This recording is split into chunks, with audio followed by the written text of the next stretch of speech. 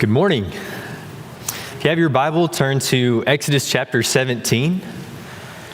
Exodus 17. And I want to say at the start, it's good to be home. I was gone for a couple of weeks in China and met some of the most amazing brothers and sisters there. And there's so much that I would like to share about that. But I also want to say that it was a bit strange to step back into a grieving homeland. And I, like many of you, have in the past several days been processing what has happened. And I don't know what all has gone through your mind, but I imagine that just like myself, your heart feels heavy with sorrow and grief over the horrific events that took place over the last week.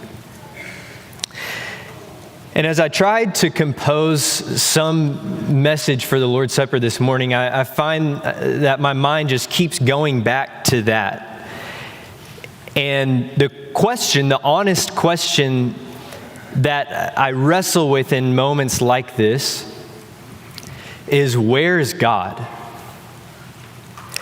Have you ever wondered that question? You look around, maybe it's globally, maybe you look around at the state of the world and you see a pandemic that ravages the world. You see disease that is affecting every country under the sun, and you see conflict that seems looming around the corner because of different national interests, and you wonder, where's God? When is he going to put this thing back together? Or maybe it's nationally. You see a nation that seems to grow increasingly divided, and the wedge of hostility driven deeper and deeper, so that friends and family can hardly have a conversation at dinner. Or maybe it's on a very personal level, and you feel like you have struggled through a season of grief and loss, or you're battling depression and anxiety, or you have been suffering through a disease, or some economic hardship, or family issues. And in those moments, and maybe for you, if you've been around long enough, maybe in many moments, you ask that question, where are you, Lord? Where are you in the midst of a crisis like this? Maybe your faith is stronger than mine, but I imagine that's the kind of question that a lot of people are asking. And whether you're asking it or not, I know that our friends and our neighbors are asking that question. And so this morning, I want us to think about a moment in Scripture when that exact question is asked by the people of Israel.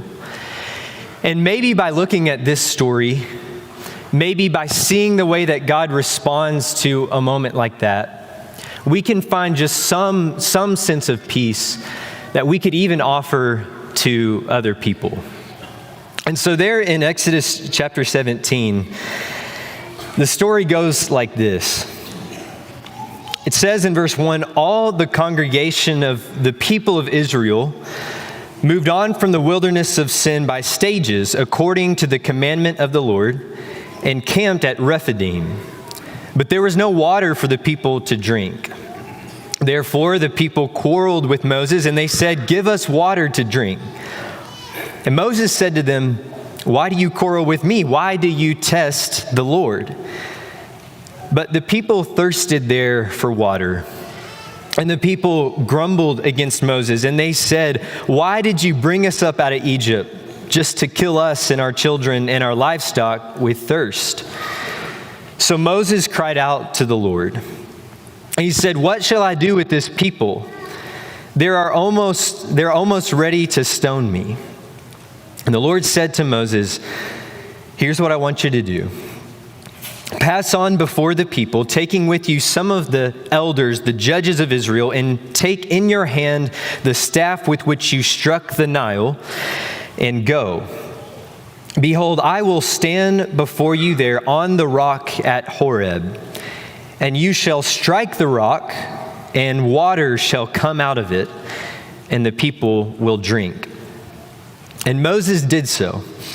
He did so in the sight of all the elders of Israel, and he called the name of that place Massah and Meribah, because of the quarreling of the people of Israel, and because they tested the Lord, saying these words, "Is the Lord among us or not?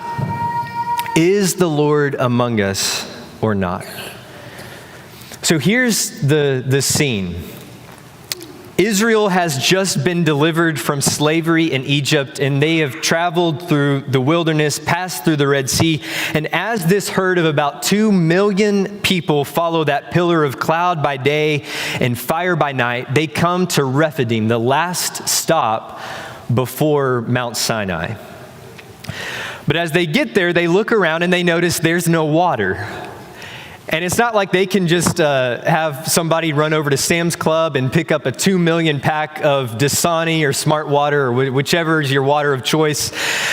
There's nothing they can, if there's not a natural source of water, then thousands, if not perhaps tens of thousands, are going to perish here in the desert.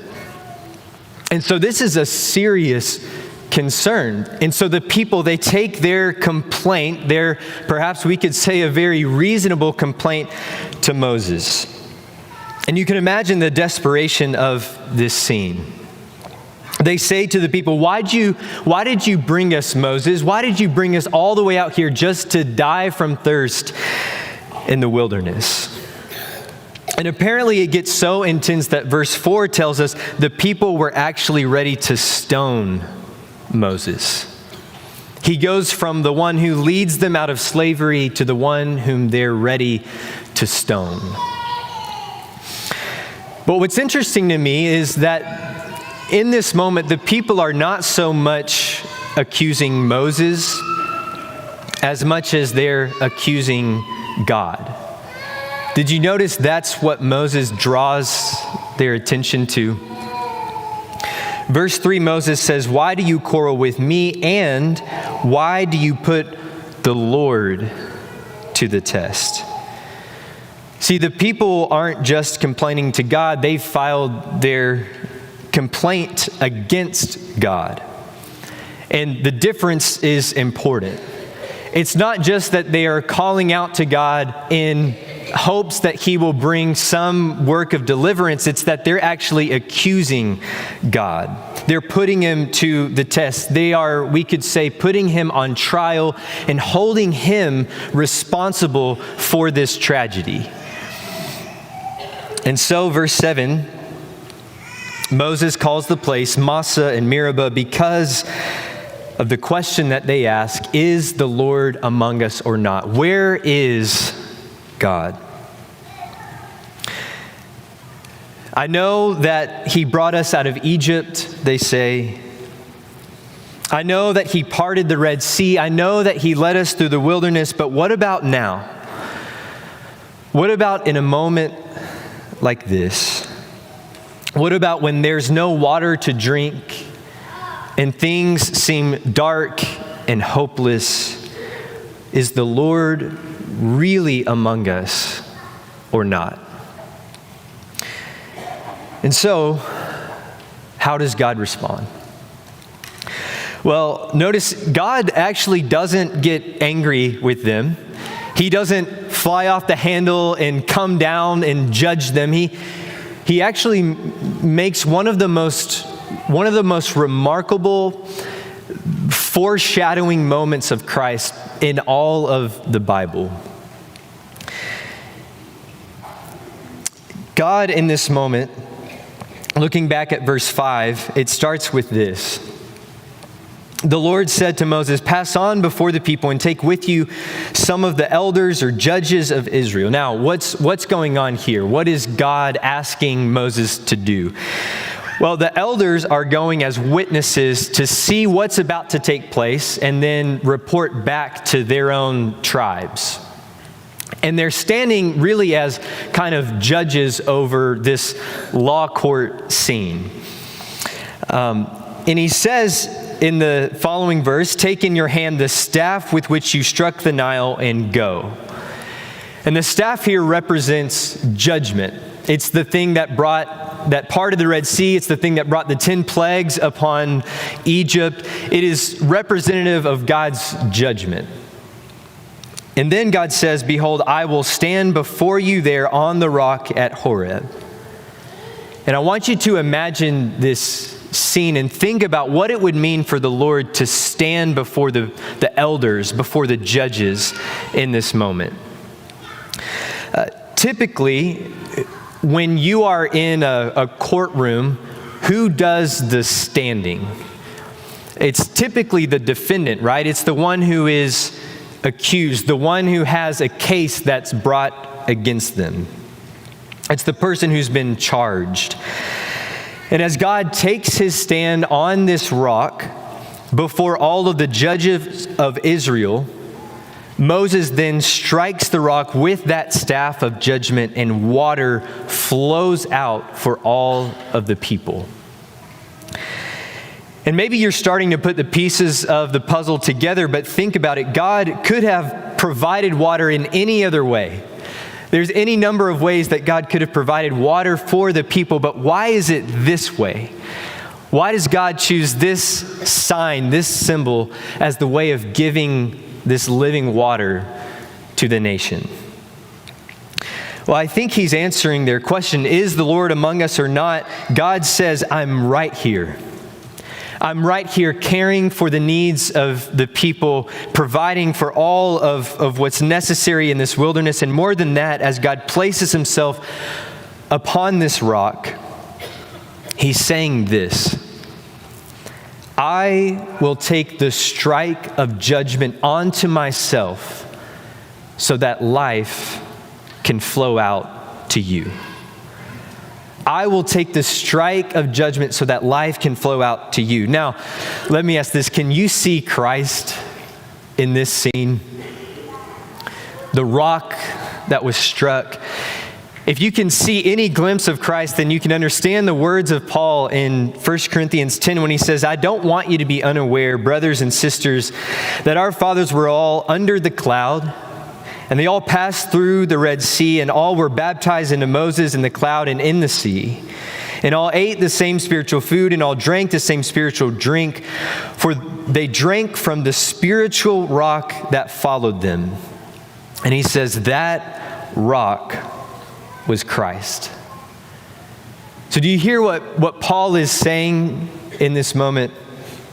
He looks back on what happened in Exodus 17 and he connects it to Jesus, because just like in Exodus 17, Jesus stood on trial undeservedly.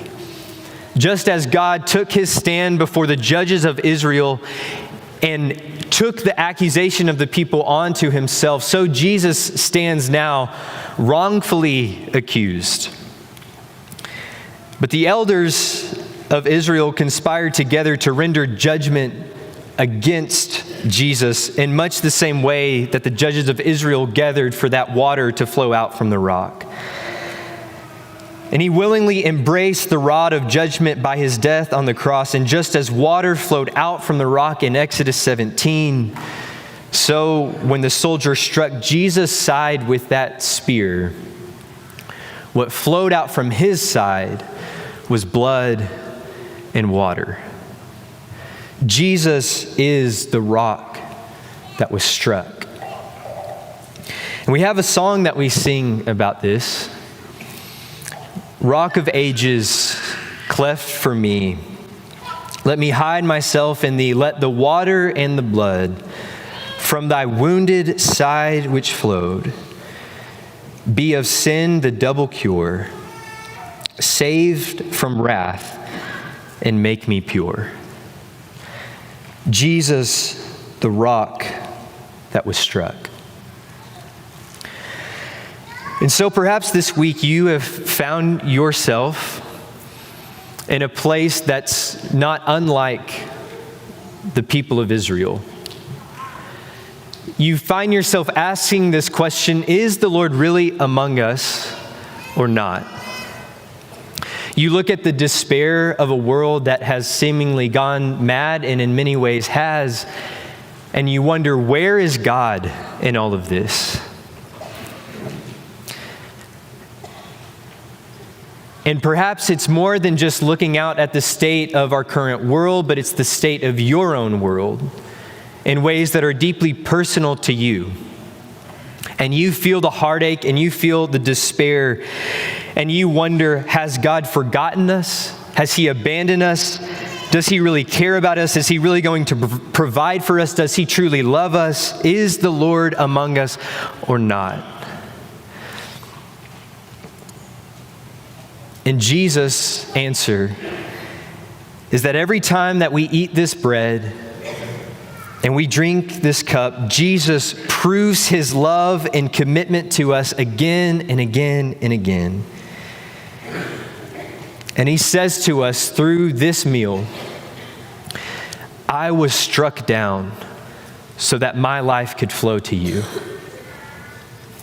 I was struck with the staff of judgment so that you could have blessing. I have taken on the violence and brutality of a sin-cursed world so that love and favor could be found in you.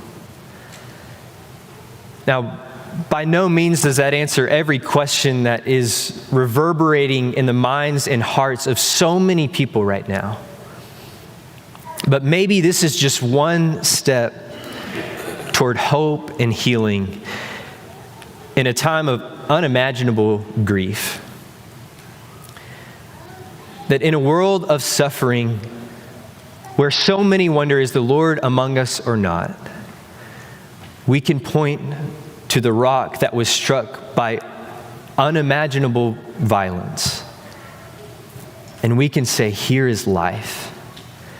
And we can let that life flow into us and flow through us in honor and praise of the one who was struck for our healing.